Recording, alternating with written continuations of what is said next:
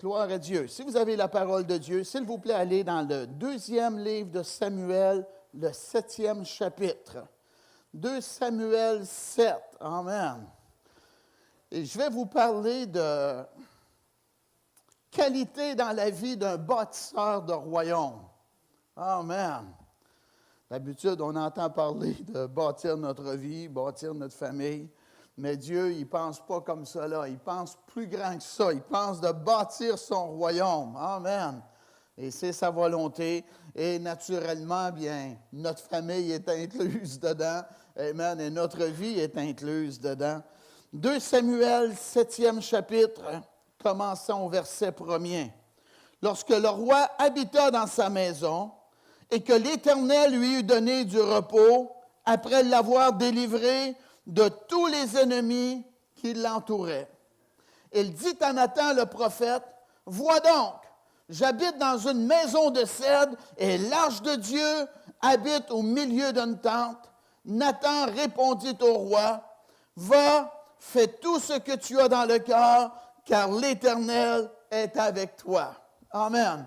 Les gens qui sont appelés à une grande mission, naturellement, on va avoir de l'adversité, on va avoir des ennemis. Il va y avoir des moments de friction. Amen. Et des fois, vous pouvez être juste assis dans votre salon chez vous. Vous ne dérangez pas personne, mais vous avez de la friction dans votre tête. Amen. On connaît cela. Mais quand on se lève pour bâtir, amen, et qu'on dérange les politiciens, et qu'on dérange la mairie, et qu'on dérange des familles, et qu'on dérange dans la ville, et amen, il y a beaucoup de personnes qui s'impliquent avec nous dans qu'est-ce qu'on fait. Amen. C'est naturel qu'il va y avoir de la poussière qui va se lever. Amen. Je suis allé en France, au château Versailles, et le roi qui a construit ce château-là, lui, est reconnu comme ayant eu dans son royaume beaucoup de bruit, parce qu'il travaillait après ce beau château-là, et il y avait beaucoup de coups de marteau après le ciseau pour tailler et faire de la sculpture dans le ciment. Amen. Et sa royauté est reconnue qu'il était dans le bruit. Et, amen, il accomplit beaucoup. Et la parole de Dieu nous parle que Dieu avait donné du repos à David après l'avoir délivré des ennemis qui l'entouraient. Amen. David était dans la maison chez eux, puis il pensait. Et ça, c'est un bâtisseur, là, David, un homme selon le cœur de Dieu également. Et la parole de Dieu nous dit que, qu'est-ce que David a pensé? David a pensé, j'habite dans une maison de cèdre et l'Arche de Dieu habite au milieu d'une tente. Il était chez lui, puis il pensait la belle maison dans laquelle il vivait. Une maison de cèdre, une maison de qualité. Je suis en sécurité ici. J'ai une belle place. Mais, qu'est-ce qui représente la présence de Dieu habite où il y a des draperies, où il y a des rideaux. Moi, j'habite de quoi de solide, et l'autre est de quoi de très élémentaire. Très terre à terre, des rideaux, des draperies, de quoi de pas solide. Ouais. Il n'était pas content de cela. Puis, il a parlé de ça à Nathan le prophète. Et Nathan le prophète a répondu, « Vois, fais tout ce que tu as dans le cœur, car l'Éternel est avec toi. » Amen. Il a parlé de ça à Nathan le prophète parce qu'il voulait avoir, je crois, l'approbation d'un homme de Dieu. Amen. Et l'homme de Dieu, dans sa tête, « Hey, c'est ben trop vrai. Tu habites une belle maison et l'autre est parmi des rideaux. » C'est un beau projet. Dieu est avec toi, David. Fais tout ce que tu as dans ton cœur. Amen. Et je pense que c'est une bonne façon de penser aussi, hein? Amen. De penser aux bienfaits du royaume de Dieu. Et l'homme de Dieu, bien, savez-vous quoi? Il était dans l'erreur. Pas dans l'erreur de bien traiter le royaume de Dieu, c'est pas ça l'erreur. L'erreur était que David n'était pas appelé, lui, à bâtir le temple. C'était son fils Salomon qui devait bâtir le temple. Et Dieu n'avait pas terminé avec la vie de David. Amen. Et c'est important d'embarquer dans les projets que Dieu a pour notre vie et pas faire le travail d'un autre. Dites Amen. Allez, s'il vous plaît, dans 2 Samuel, 5e chapitre. 2 Samuel 5. Toutes les tribus d'Israël vinrent auprès de David à Hébron et dirent, « Voici, nous sommes tes os et ta chair. Autrefois déjà, lorsque Saül était notre roi, c'était toi qui conduisais et qui ramenais Israël. L'Éternel t'a dit, tu paîtras mon peuple d'Israël et tu seras le chef d'Israël. » Ainsi, tous les anciens d'Israël vinrent auprès du roi à Hébron et le roi David fit alliance avec eux à Hébron devant l'Éternel et loignirent David pour roi. Amen. Hébron était la capitale. Et les représentants du peuple de Dieu sont venus auprès de David dans un esprit d'unité. Nous sommes tes os et nous sommes ta chair. On est un avec toi, David.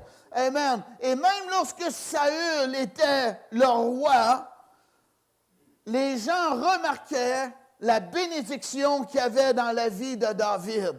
David sortait, il faisait la pluie puis le beau temps, amen. Il revenait avec la victoire. Et le monde remarquait la bénédiction qui était après David. Alléluia. Dites-le ce matin, la bénédiction de Dieu est après moi.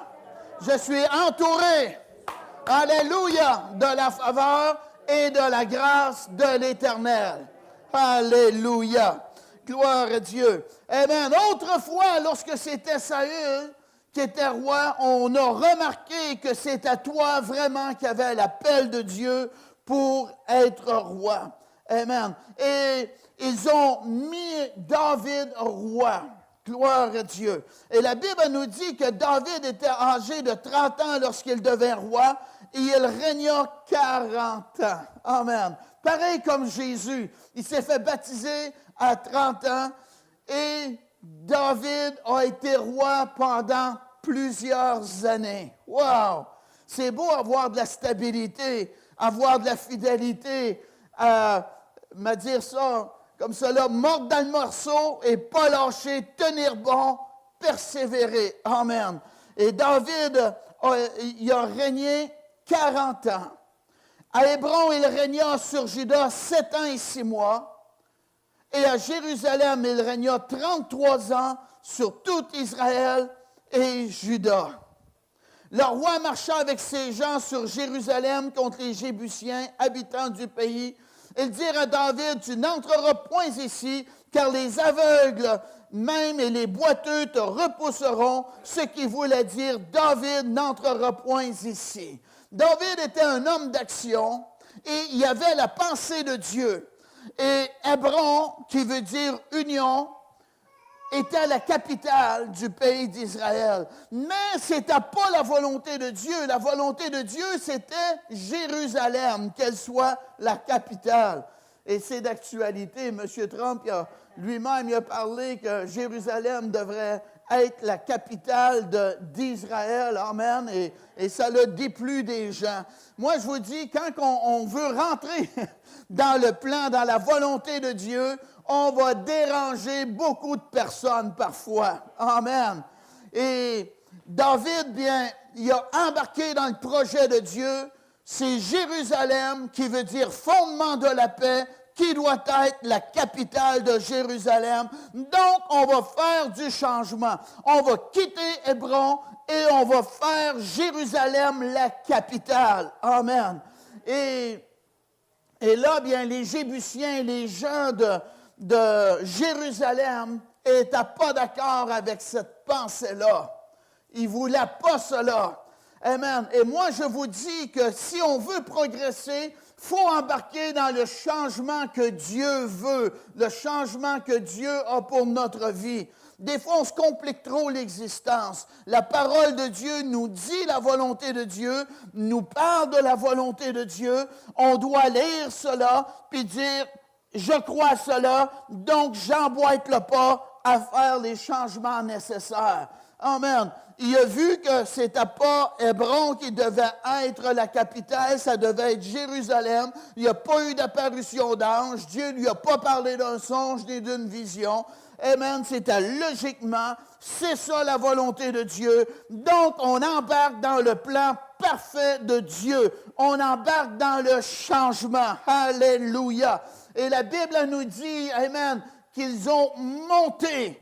Lorsqu'on embarque dans le changement de Dieu, on va monter, on va progresser. C'est pour des nouveaux sommets. Et lorsqu'on monte, il y a des efforts à faire. C'est pas tout le temps évident. J'ai été sur le Mont Saint-Paul avec mes 3 enfants déjà, et Linda et moi. Et notre plus vieux, il n'aimait pas monter la montagne. Il trouvait que ce n'était pas nécessaire. Tous ces efforts-là pour monter et dire que j'ai monté la montagne de Saint-Paul. Il n'était pas content. Amen. Mais ça prend des efforts. Si on veut progresser, ça prend des efforts. Ça prend un esprit de sacrifice. Il faut abandonner le passé et on embarque dans le changement de Dieu. Alléluia. Amen. Mais c'est un beau changement avec une bénédiction plus grande. Alléluia. Vous êtes appelés et je suis appelé, amen, à vivre sur les sommets du pays. Alléluia. La parole de Dieu nous parle qu'on va habiter de belles maisons, qu'on va manger à satiété. Amen. Même Dieu dit qu'on va prêter et qu'on n'empruntera pas. Alléluia. Ça vous tente-tu, ça? Amen. Vous n'êtes pas dur à convaincre, là. Alléluia! On est fait pour la bénédiction!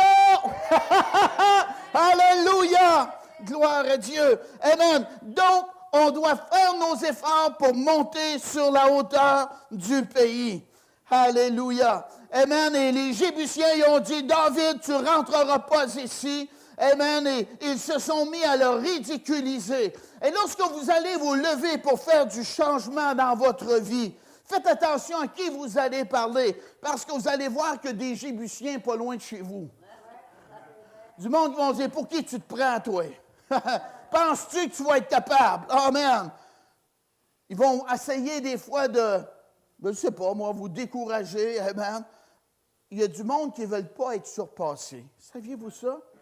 Il y a des gens qui pourraient vous aider, mais parfois, ils vont vous répondre de façon générale. Amen. Tu peux demander à un pasteur, comment tu as fait pour avoir une congrégation comme celle-là? Et lui, bien là, il voit du potentiel à l'intérieur de toi. Tu es dans la même ville, il va se gratter la tête.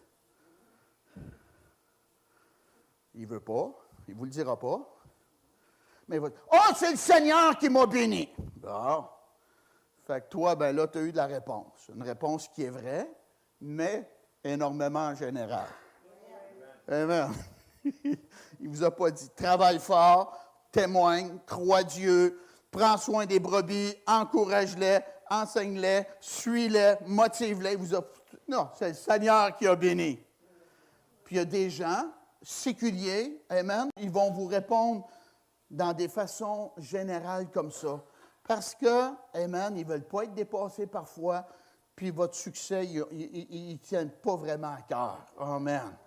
Et moi, j'ai une pensée de sagesse à vous donner un matin. S'ils ne vendent pas, ramez. Amen. Oh, le monde veut, ça s'aille facile. Moi aussi. Mais il a souvent fallu que je rame quand il ne ventait pas. Amen. Qu'est-ce que c'est après dire là? C'est que quand il n'y avait pas de vent dans mes voiles, il fallait moi-même que je fasse avancer la barque. Amen. Avec vous, amen, pour progresser. Gloire à Dieu. Et David, bien, il ne s'est pas laissé épeurer par les Jébusiens. Les Jébusiens ne voulaient pas. Mais c'est un homme qui avait un cœur de guerrier. Un homme, un bâtisseur, qui était insatisfait, qui voulait voir la gloire de Dieu et qui voulait que la volonté de Dieu s'accomplisse absolument dans sa vie. Et David a laissé faire les mauvaises nouvelles, le découragement, se fait ridiculiser. Il a passé par-dessus cela. Amen. Et David et ses hommes ont affronté les Jébusiens. Et la Bible nous dit, mais David s'empara de la forteresse de Sion. C'est la cité de David. Amen. On a tous des forteresses dans notre vie. Peut-être vous ne le saviez pas, mais peut-être vous avez une maladie, amen, que le médecin vous traite, amen, ça semble être imprenable, une impossibilité. Amen. Des fois, ça peut être un esprit affaibli. Amen. Des fois, c'est une situation familiale. Des fois, c'est des relations interpersonnelles. Il y a beaucoup de sortes de forteresses qu'on voudrait posséder dans notre vie, qu'on voudrait avoir la victoire, qu'on voudrait avoir la paix. Amen. Qu'on voudrait être au-dessus de cela. Et la Bible elle nous dit, mais David s'empara de la forteresse de Sion. C'est la cité de David. Dieu a une bénédiction pour ta vie avec ton nom dessus. Elle t'appartient. Alléluia. C'est à toi à faire pareil comme David, te lever, croire en Dieu et dire, je vais passer à l'action avec Dieu. Dieu me conduit. J'embarque dans son plan, dans sa volonté et Dieu va me donner la victoire. Alléluia. Moi, je vous dis, attendez pas pour avoir la victoire. Vous l'avez déjà à l'intérieur de vous. Alléluia. Gloire à Dieu. Mais à vous dire de quoi? Ma stratégie était d'avoir beaucoup de personnes avant de progresser. C'était ma stratégie. Je vais vous dire, il y a bien beaucoup de personnes qui ont une logique comme ça, là, puis très bonne idée. Un pasteur sage. Dieu ne veut pas qu'on compte sur le monde. Il veut qu'on compte sur lui. Amen? On peut passer à Josué, comment est-ce qu'il s'appelle? Josué, ça, 30 000, 32 000 personnes.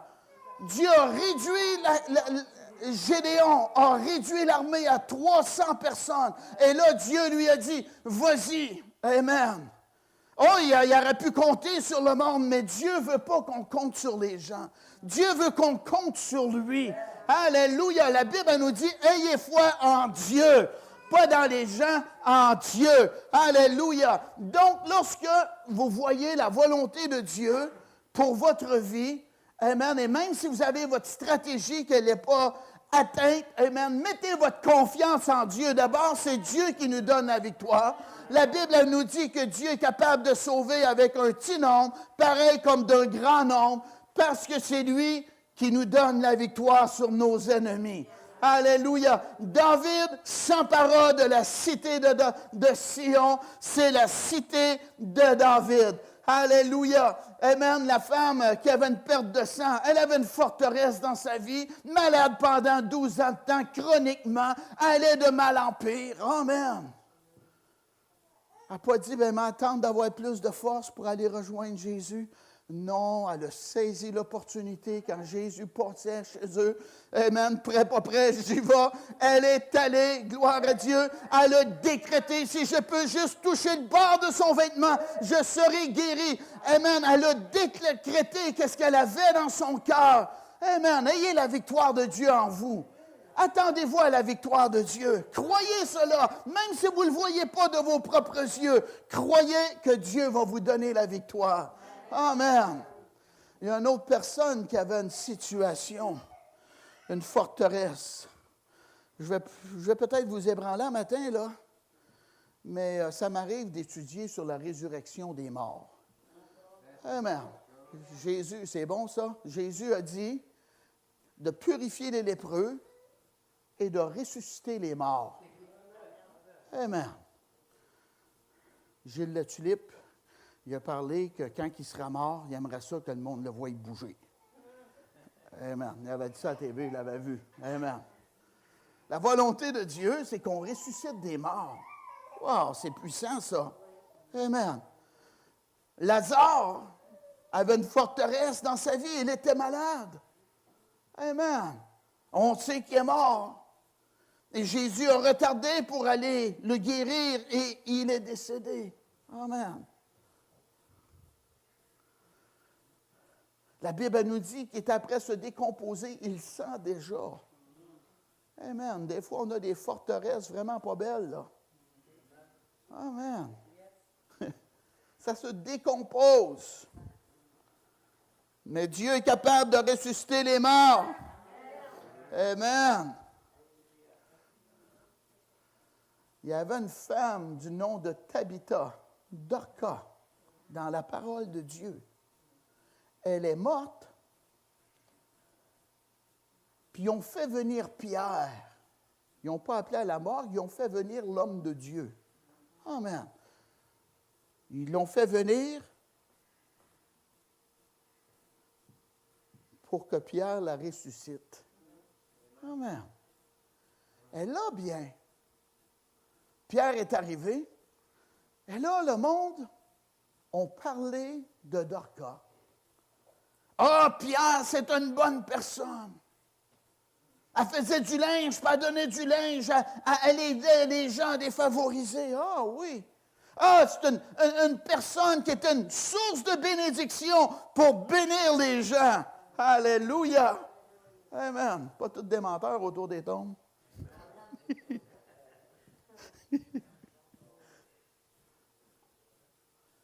Et Pierre l'a ressuscité d'entre les morts. Ouais. Pourquoi il l'a ressuscité d'entre les morts? C'est parce que c'était une bonne personne et sa vie n'était pas terminée. Amen. Pourquoi qu'Hérode est mort, rongé par les vers, puis qu'il est resté mort? C'était pas une bonne personne. Des faiseurs de troubles, on n'a pas de besoin.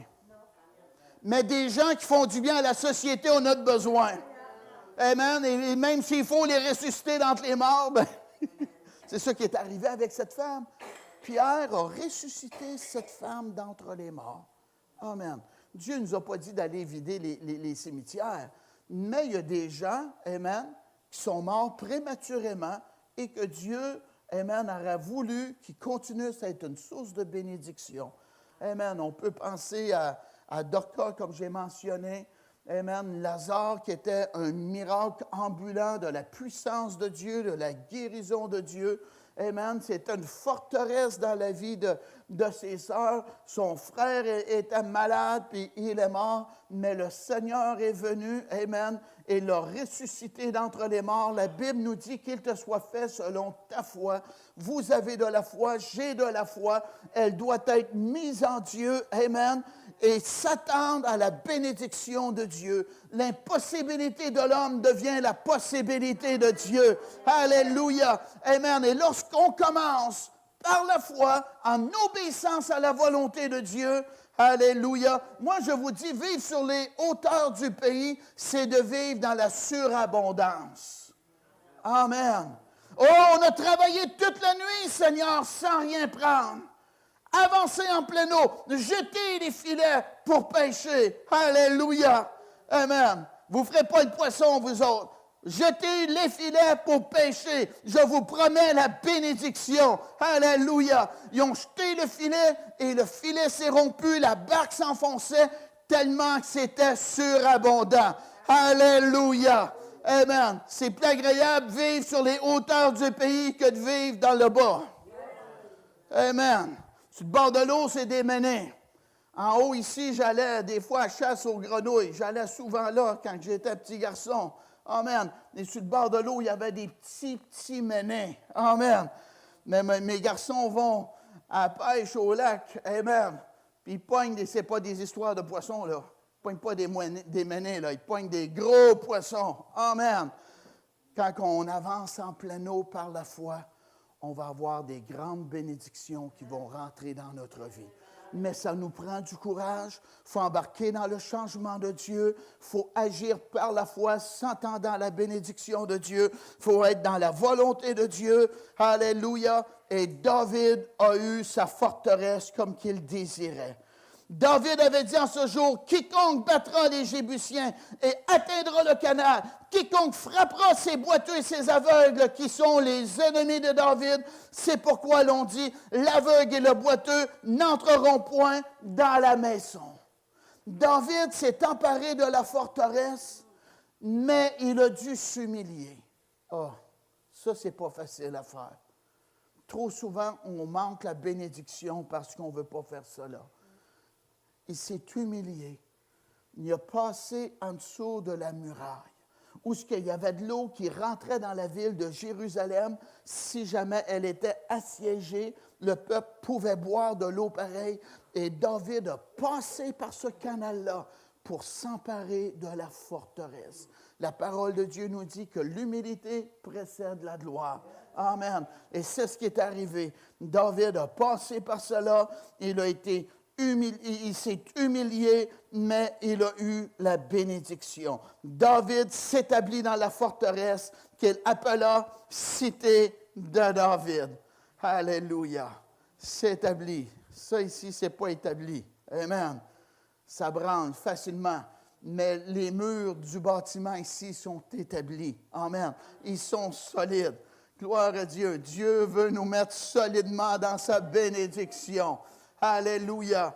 Il veut qu'on soit des gens établis dans la parole de Dieu. Il veut qu'on soit des gens établis dans le Seigneur Jésus. Amen. 30 ans passent, tu es encore là avec le Seigneur. Amen. La parole de Dieu nous dit qu'il fit de tous côtés des constructions dehors et en dedans de Milo. David devenait de plus en plus grand et l'Éternel, le Dieu des armées, était avec lui. On a des constructions pour notre forteresse, notre cœur. Jérusalem, fondement de la paix. Amen. Dieu veut que notre cœur soit en paix. On a le sang de Jésus qui nous protège. On est scellé par le Saint-Esprit. On est dans le Seigneur Jésus. Alléluia. On est grandement béni. David devenait de plus en plus grand et l'Éternel, le Dieu des armées, était avec lui. C'est écrit dans votre Bible, ça?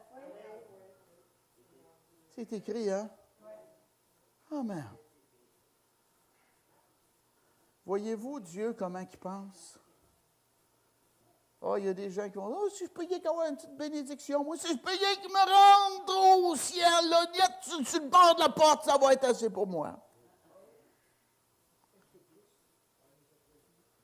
David devenait de plus en plus grand. Il y a du monde qui vont dire, ah, je deviens plus grand à m'orgueillir. Bien, il m'a donné une recette. Orgueille-toi tout de suite, puis humilie-toi. Amen. Puis après, ben, donne la gloire à Dieu. Amen. Devenait de plus en plus grand. C'est la volonté de Dieu qu'on progresse. Amen. De succès en succès, de gloire en gloire. Amen. Et même si vous avez perdu un combat, une bataille, ça ne veut pas dire que la guerre est terminée. On continue. David, il a affronté souvent des ennemis. Amen. Mais son grand ennemi, Goliath, était là pour un but.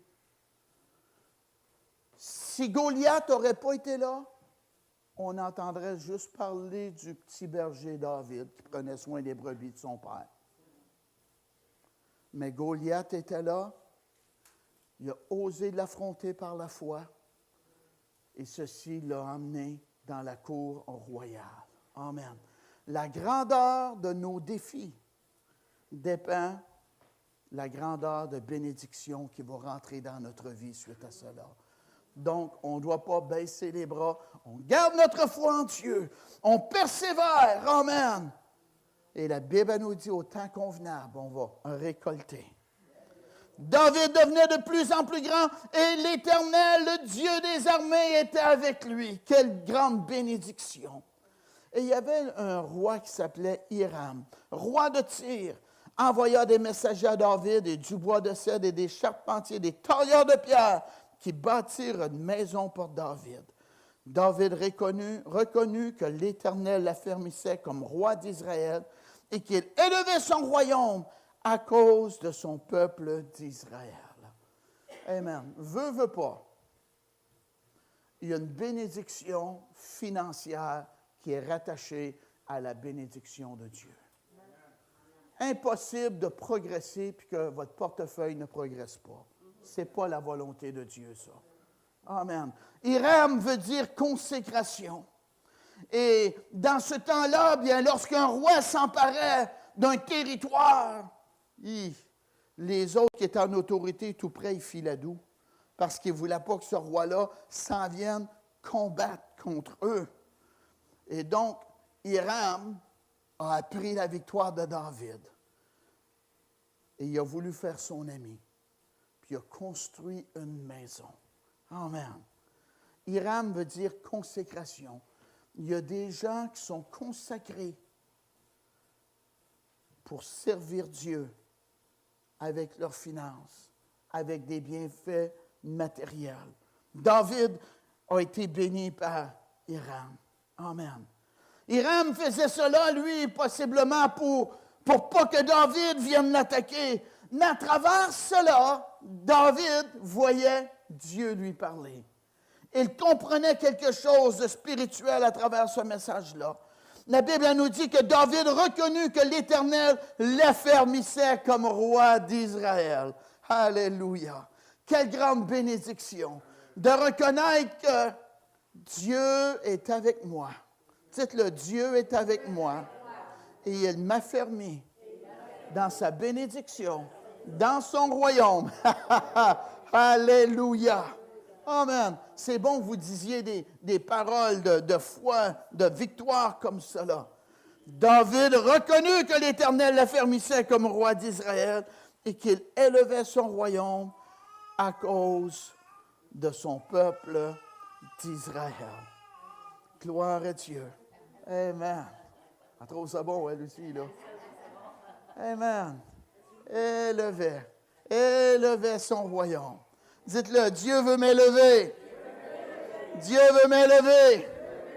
Dieu veut t'élever, Lily. Alléluia. Plus haut. Plus haut. On est déjà assis dans le lieu céleste en Christ Jésus. Amen. Gloire à Dieu. Donc, c'est juste normal qu'il y ait du progrès dans notre vie. Amen. Oh, ben là, toi, tu ne sais pas, là. Tu ne sais pas, là. Moi, je suis rendu à ma pension, là. Toi, ça va bien, là. Tu n'as rien que 60 ans, là. Mais moi, je suis rendu. Alléluia! Dieu n'est pas limité, mes amis, avec le gouvernement. Il tient le monde dans le creux de sa main. Amen. Moi, je crois que si on est assez déterminé et qu'on dit, moi, je suis insatisfait, amen, Dieu a une bénédiction plus grande pour ma vie, Dieu est capable de te bénir plus grandement. Oh, je crois cela, moi. Amen. Gloire à Dieu. Il l'élevait. C'est la volonté de Dieu. Oh, il y a du monde, hein? Comme j'ai mentionné, moi, je ne veux pas devenir trop grand, je n'ai pas de m'orgueillir, je n'ai pas d'abandonner le Seigneur. Puis, amen, des choses comme ça. Amen. Moi, je vous dis, quand Dieu te bénit, ce n'est pas pour te perdre, c'est pour t'encourager et te récompenser ici-bas et être une inspiration pour les autres. Amen. Alléluia. Gloire à Dieu. Levez-vous, s'il vous plaît. David était un homme, un bâtisseur de royaume. Amen. Nous sommes une église apostolique, bâtisseur du royaume de Dieu. Amen. Il y a eu à peu près 55, 60 personnes qui sont venues au Seigneur lors de mon dernier voyage en France. Amen. J'ai essayé de vous montrer des photos, peut-être la semaine prochaine, que je vais vous montrer ça. On progresse, là. Là, j'en ai vu une ou des photos ici, là.